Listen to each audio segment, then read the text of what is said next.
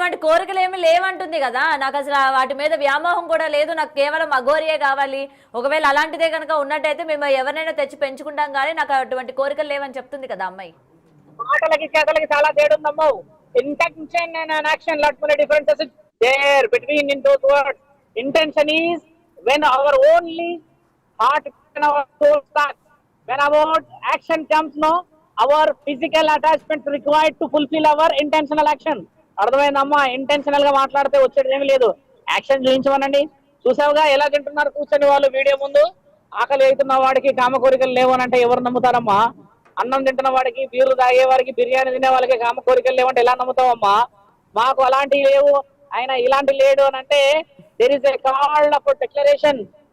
ఏమని రాస్తుంది? లెస్బియన్స్ అని ఉన్నది, స్వలింగ కానీ సంపర్కం. అఘోరీలు మందు తాగొచ్చు, గంజాయి కొట్టొచ్చు, సిగరెట్ తాగొచ్చు అని చెప్పి తనని తాను సర్ది చెప్పుకున్న పరిస్థితి కూడా కనిపిస్తుంది కదా ఇక్కడ శ్రీనివాస్. అఘోరీలు మందు తాగరా, సిగరెట్ కాల్చరా, లేకపోతే తినరా అని చెప్పి ఆవిడ అనుకుంటే అయిపోతుందా? ఆవిడ అనుకుంటే అయిపోతుందా తల్లి?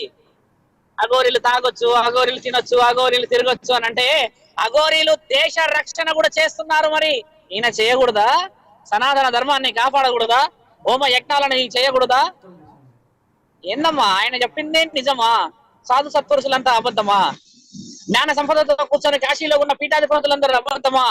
15 కోట్ల మంది అఘోరాల అధిపతులు కూర్చొని ఉన్నారు అక్కడ, మంత్రులు, ఉపమంత్రులు మరియు వేరే వేరే మంత్రులు. వీళ్ళందరూ అబద్ధాలా? శ్రీనివాస్ చెప్పేటి అన్ని నిజాలా? నిజాలకి శ్రీనివాస్ ని కూర్చోబెట్టండి అని అంటున్నాం కదా. మాతో పాటు డెబిట్ లో కూర్చోబెట్టండి అంటున్నాం కదా. డెబిట్ లో కూర్చోబెడితే అప్పుడు ఆయనకి కొన్ని ప్రశ్నలు, ఆయన మాకు కొన్ని ప్రశ్నలు వేస్తే అప్పుడు అర్థమవుతుంది కదా నిజమేమిటో అబద్ధమేమిటో. ఈ రోజు బాధపడాల్సిన అవసరమా? ఎక్కడో 250 కిలోమీటర్లు జర్నీ చేసుకుంటూ మీతో వీడియోలో మాట్లాడాల్సిన అవసరం ఏముంది? ఒక ఆడబిడ్డ కాపాడాలన్న ప్రయత్నమే కదా. ఒక ఆడబిడ్డ ఈ రోజు ఆ విధమైన స్థితికి 2 రోజులు 3 రోజులు ఆనందానికి పోయి జీవితాంతం నాశనం చేసుకోవద్దనే కదా ధర్మ ప్రయత్నం. రుద్ర గారు, మరి ఇప్పుడు ఆ అమ్మాయి ఎవరు చెప్పినా సరే వినేటట్టు లేదు, నేను నాకు నచ్చినట్టు నేను చేసుకుంటాను అంటున్నప్పుడు ఇప్పుడు మీరు అందరూ కలిసి ఏం చేయాలనుకుంటున్నారు? అటు అఘోరికి అంటే శ్రీనివాస్ కి ఎటువంటి చర్యలు చూపించాలి కానీ లేకపోతే చేపట్టాలి అని అనుకుంటున్నారు? అసలు వాళ్ళ అమ్మా నాన్నలు మిస్సింగ్ సర్టిఫికేట్, మిస్సింగ్ కేసు పెట్టారు కాబట్టి మంగళగిరికి పోలీస్ అధికారులు వాళ్ళ దగ్గర నుంచి పిలిపించే రైట్స్ ఉన్నాయి పోలీసు వాళ్ళకి. ఎందుకంటే నువ్వు ప్రేమ వివాహం చేసుకున్నా, ఇష్టమైన వివాహం చేసుకున్నా, ఇష్టం లేని వివాహం చేసుకున్నా ప్రభుత్వ యంత్రాంగానికి అంటే లా అండ్ ఆర్డర్ కి అయితే సమాధానాలు ఇచ్చే రైట్స్ ఉన్నాయి కదా మన దగ్గర. ప్రేమికులు కూడా ఎక్కడికో వెళ్ళిపోయి పెళ్లి చేసుకొని వచ్చి పోలీస్ స్టేషన్లే కదా వాళ్ళు లొంగిపోతారు. మరి వీళ్ళిద్దరు కూడా వచ్చి లొంగిపోయి ఆ కాగితాలు రాయించాల్సిన అవసరం ఉన్నదా లేదా? తల్లిదండ్రులకు బాధ్యత చూపించాలా లేదా? ఈయన గారు పోలీస్ స్టేషన్ కి రావాలి. ఇప్పుడు ఇంకో విషయం ఏమున్నది మాకు తెలిసినది, ఈ 2-3 రోజుల నుంచి ఎక్కడో ఏదో ఇంకో గూడుపుడానం జరుగుతుంది. రుద్ర గారు మీరు కొంచెం కనిపెట్టి తిరగండి. ఇంకెవరో ఉన్నారు ఇందులో, ఆ వ్యక్తి ఎవరో బయటికి రావాలి, ఆ వ్యక్తి బయటికి వస్తే జరగాల్సిన కార్యక్రమాలు జరుగుతాయి అని చెప్పి ఆడోళ్ళు గొడవ పెట్టుకునే తరుణాలు కూడా కనబడుతున్నాయి ఇక్కడ. మరి ఆ ఆడవాళ్ళు ఎవరో చూడండి అంటున్నారుగా. ఇప్పుడు సోమవారం వరకు నేను ఒక ప్రణాళిక చేసి పెట్టామ్మా. ఆ ప్రణాళికలో ఆ పరమాత్ముడి ఆజ్ఞ నిజంగా ధర్మం గెలవాలి అని అంటే శివరుద్ర సాధు అబద్ధమో కాదో సోమవారం రోజు రుజువు అవుతుంది తల్లి. శ్రీనివాస సోమవారం రోజు ఏం చేయబోతున్నారు? ఏంటి అఘోరికి ఏమైనా విరుద్ధంగా ఏమైనా సాక్ష్యాలు ఏమైనా చూపించబోతున్నారా లేకపోతే ఏంటి? అఘోర తత్వానికి మీరు ఎల్లూరి శ్రీనివాస అని పిలవాలి. సోమవారం రుజువులతో పాటు మీ ముందుంటాను. ఆల్రెడీ రుజువులు కొన్ని వచ్చాయి, కానీ ఇంకొంచెం రుజువులు రావాల్సిన పరిస్థితి ఏర్పడింది ఇక్కడ. ఆ రుజువులన్నీ రావాలి. కాశీ నుంచి మాట్లాడుతున్నారు బాలకృష్ణ గారు, అఘోర గారు. ఆయన ఎంత బాధపడుతున్నారు. నేను ఆయన రాత్రి నిన్న 1 గంటల దాకా మాట్లాడుకున్నాం. 1-2 గంటల వరకు ఎందుకమ్మా ఈ సంభాషణ? ఒకసారి ఆలోచించండి, ఒక ఆడబిడ్డ కోసమే కదా. కానీ కేవలం తను ఇప్పుడు వెళ్ళకపోవడానికి వాళ్ళ family one of the reason అన్నట్టు ఇక్కడ కనిపిస్తుంది. అంటే మొత్తం వాళ్ళ ఫ్యామిలీ మెంబర్స్ తన్ని స్ట్రిక్ట్ గా పెట్టడం కావచ్చు, లేకపోతే తన నుంచి వాళ్ళు ఏమైనా ఆశిస్తున్నారు అని చెప్పి ఈ అమ్మాయి ఈ రూట్ ని ఎంచుకుంది అని చెప్పైతే మరొక వాదన వినిపిస్తుంది. దీనికి ఏమంటారు? నిజంగా వాళ్ళ ఫ్యామిలీ వల్లనే ఈ రోజు ఈ అమ్మాయి ఇలా బయటికి రావాల్సి వచ్చింది అనుకోవచ్చా? మీరు సోమవారం మధ్యాహ్నం వరకు ఆ తల్లిదండ్రులని ఎక్కడున్నారో నాకు తెలియదు. నిన్న నాకు వాళ్ళ కుటుంబంలో నుంచి ఒక వ్యక్తి ఫోన్ చేసి అన్ని విషయాలు మాట్లాడుతూ ఉంటే నేను అన్నాను, నాయన ఇవన్నీ అయిపోయిన తర్వాత ఈ రోజు రావద్దు, అప్పుడే ధర్మం గెలవాలి, అప్పుడే విజయం రావాలి అన్నప్పుడు మీరు అప్పుడేం చేశారు, ఎన్ని రోజులు ఎక్కడ పోయారో అని అడగడం జరిగింది. మీరు సోమవారం మధ్యాహ్నం వరకు వాళ్ళందరినీ ఆపి పెట్టండి. మిగతా ధర్మ కార్యక్రమాల గురించి మేము విషయ వివరాలు సేకరించి మీ దగ్గరికి వస్తాము. అప్పుడు ఎల్లూరి శ్రీనివాస్ ఏదైతే అఘోరి అని అంటున్నాడో సోమవారం తర్వాత అనమని చెప్పండి. అప్పుడు నేను కూడా శ్రీనివాస్ చాలా చాలా చాలా చాలా గొప్ప వ్యక్తి అని నేను నిర్ధారణ చేస్తా. సమయం నేను సోమవారం వరకు ఎందుకు తీసుకుంటున్నానంటే హైదరాబాద్ లో లేము. ఈ రోజు శోభాయాత్ర ఉంది, హనుమాన్ జయంతి, ఈ రోజు హిందువుల యొక్క గొప్ప పండగ కారణ జన్ముడు హనుమంతుడి. తర్వాత రేపు ఆదివారం చేయడం చేత మిగతా విషయాల్లో రాలేకపోతున్నాను నేను. ఎల్లుండి నేను ఖచ్చితంగా భాగ్యనగరానికి వస్తాను.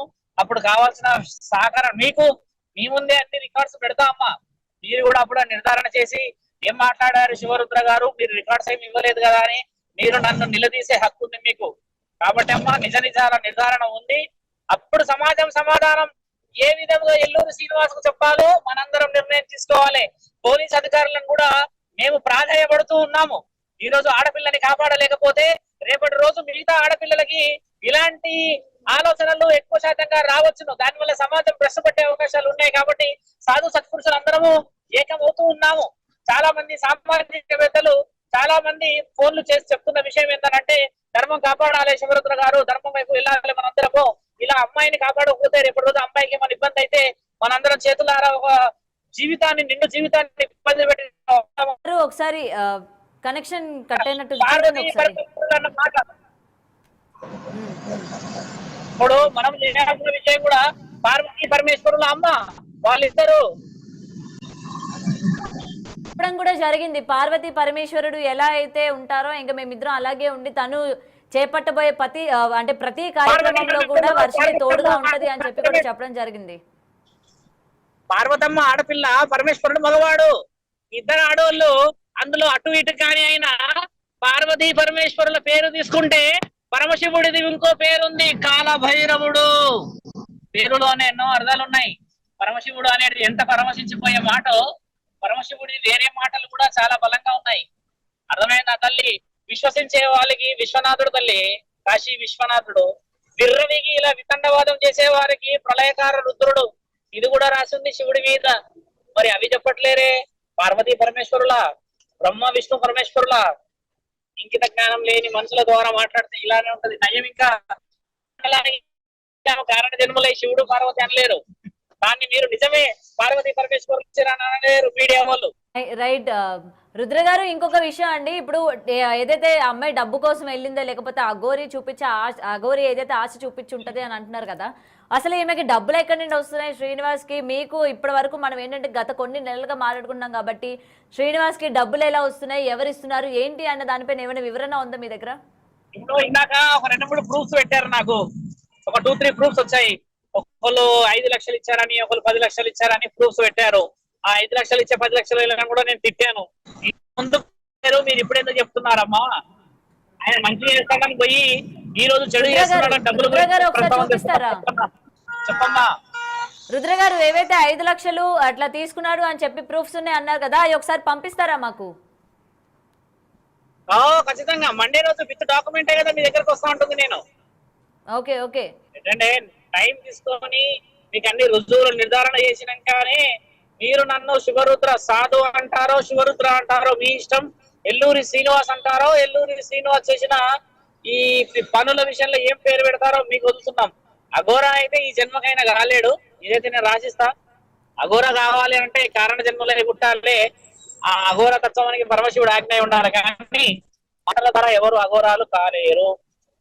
రుద్ర గారు, సోమవారం ఏదైతే మీరు మొత్తం కూడా విత్ ప్రూఫ్స్ తో నేను నిరూపిస్తాను అని చెప్పిన తర్వాత ఈ శ్రీనివాస్ వేసుకున్న మొత్తం కూడా మెల్ల వేసుకున్నవన్నీ కూడా తీయిస్తాను, అలాగే ఆయనకి వస్త్రధారణ కూడా మేము మార్పిస్తాము అని మీరు ఏదైతే చెప్పారో అది చేస్తారా మరి?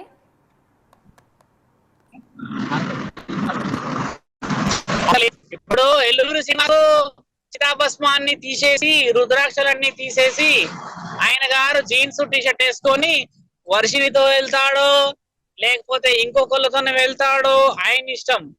కానీ రుద్రాక్షలన్నీ వేసేసుకొని చితాభస్మం పెట్టేసుకొని ఆ నల్ల దుస్తులు వేసేసుకొని నేను అఘోరానని చెప్పేసేస్తే మాత్రం ఒప్పుకునే ప్రసక్తి లేదు. అలాంటి విషయాలు ఖండించాల్సిందే. చాలా మంది యువకులు, చాలా మంది కుటుంబ వ్యక్తులందరూ కూడా చెప్తున్న విషయం కూడా అదే. ధర్మాన్ని కాపాడాలని అందరూ అనుకుంటే సరిపోదమ్మా, దాన్ని పాటించాలి.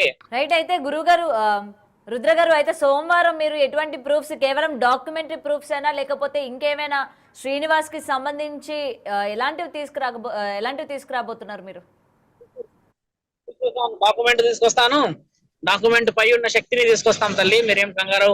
మీరు మీడియాలో అందరూ ధర్మాన్ని గెలిపించాలని తిరుగుతున్నారు, ఆ ధర్మం గెలవాలని నేను తిరుగుతాను. ఆ చూపించాల్సిన విషయంలో ఆడపిల్లల రక్షణ నాకు బాలకృష్ణ స్వామి గారు కూడా మాట్లాడాల్సిందిగా, ఇలాంటి విషయాలు ఖండించాల్సిందిగా కోరుతున్నాం. అతను కూడా యాక్చువల్లీ లైవ్ లో జాయిన్ అవ్వాల్సింది, బట్ టెక్నికల్ ఇష్యూస్ వల్ల అతను రాలేదు. ఎందుకంటే అతనితో కూడా మనం మాట్లాడినప్పుడు అతను కూడా ఇదే చెప్పారు. అతను ఒక మాట కూడా చెప్పారు, నేను ఆ అమ్మాయితో మాట్లాడాను, ఇంకొకసారి తను శ్రీనివాస్ దగ్గరికి వెళ్ళనని కూడా కరాఖండిగా చెప్పింది, నేను కూడా అదే మాట చెప్తాను, ఆ అమ్మాయి వెళ్ళదు అని అయితే చాలా గట్టిగా చెప్పారు ఆ రోజు ఆయన. చూస్తే ఆ విధంగా లేదు, మొత్తానికి ఆ అమ్మాయి అయితే వెళ్ళడం జరిగింది. అంటే అందరినీ కూడా కొంచెం తప్పుదోవ పట్టించిందనే అనుకోవచ్చు. నేను వెళ్ళను, నేను నమ్మను అని చెప్పి బాలకృష్ణ గారు కూడా అంతే గట్టిగా చెప్పారు, ఆ పిల్ల మళ్ళీ వెళ్ళదు, నేను మాట్లాడాను, వాళ్ళ కుటుంబంతో కూడా మాట్లాడాను అని. రుద్ర గారు, నా వాయిస్ వినిపిస్తుందా మీకు? వినిపిస్తుంది, ఇప్పుడు చెప్పమ్మా, ఏమడుగుతున్నారు? రైట్. అయితే అదే బాలకృష్ణ గారు కూడా గతంలో చెప్పడం జరిగింది, వర్షినితో నేను మాట్లాడాను, వర్షిని మళ్ళీ శ్రీనివాస్ దగ్గరికి వెళ్ళను అని చెప్పింది. మరి ఈ రోజు తను వెళ్ళడం పైన కూడా ఆయన కూడా మాట్లాడతారు అనుకున్నాను, మరి ఇంత గట్టిగా ఆయన చెప్పారు, మరి ఈ రోజు ఏమో చూస్తే ఆ అమ్మాయి మళ్ళీ వెళ్ళిపోయిన పరిస్థితి ఉంది. ఖచ్చితంగా అది ఆయన ఖండించాల్సిందే. ఇప్పుడు బాలకృష్ణ గారే కాకుండా మిగతా గురువులు ఖండించాల్సిన అవసరం ఉంది కదమ్మా. సోమవారం మరి మీరు ఎటువంటి డాక్యుమెంట్ ప్రూఫ్స్ అలాగే శక్తిని తీసుకొస్తానన్నారు, మరి అవి ఎంతవరకు ఉపయోగపడతాయి ఏంటి అన్న విషయాలు అయితే సోమవారం వరకు మేము కూడా ఈగర్గా వెయిట్ చేస్తూ ఉంటాము.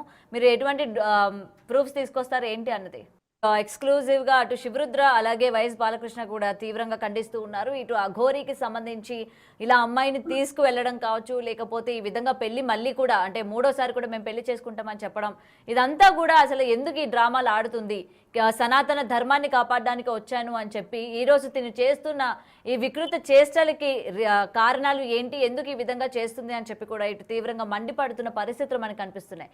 అయితే సోమవారం వరకు వేచి చూడాలి ఎటువంటి ప్రూఫ్స్ తీసుకొస్తారు. ఇటు అఘోరికి సంబంధించి కొన్ని డాక్యుమెంట్స్ ప్రూఫ్స్ ఉన్నాయి, అలాగే ఒక శక్తిని కూడా తీసుకొస్తానన్నారు. మరి అవి ఏంటి అని కూడా మనం సోమవారం వరకు వేచి చూడాల్సిందే.